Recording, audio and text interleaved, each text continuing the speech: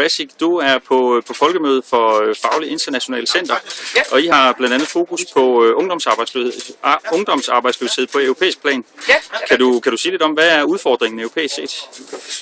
Jamen, de er jo mange. Man kan sige, i det projekt, som vi har lige nu med Litauen og Estland og Spanien og Rumænien, der er vi jo dem, som har den laveste arbejdsløshed, og især fordi vi fokuserer på den gruppe, der hedder 15-24 år. Og i Danmark er det sådan, at det er 5,1%, hvor i mange af de andre lande, der taler vi om 30% eller 50% eller alt indimellem. Og man kan sige, at mange af deres udfordringer, de er måske lidt specielle, fordi der ikke er tradition for at både arbejdsgiver og fagbevægelsen sammen tager ansvar for de unges uddannelse. Og det kan man sige, det er i hvert fald en tradition, vi har i Danmark. Og de mennesker, jeg har været ude at tale med, både fra arbejdsgivers side og fra fagbevægelsens side og fra erhvervsskolerne, det er i hvert fald noget, de alle sammen fremhæver er godt i en god tradition, som vi har i Danmark. Og det blandt andet er med til at holde ungdomsarbejdsløshed.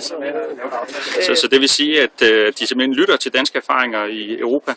Ja, men det gør de, men så er der sådan en ting som flexicurity, som vi danskere også tit bryder os af og synes, at den danske model er den gyldne model.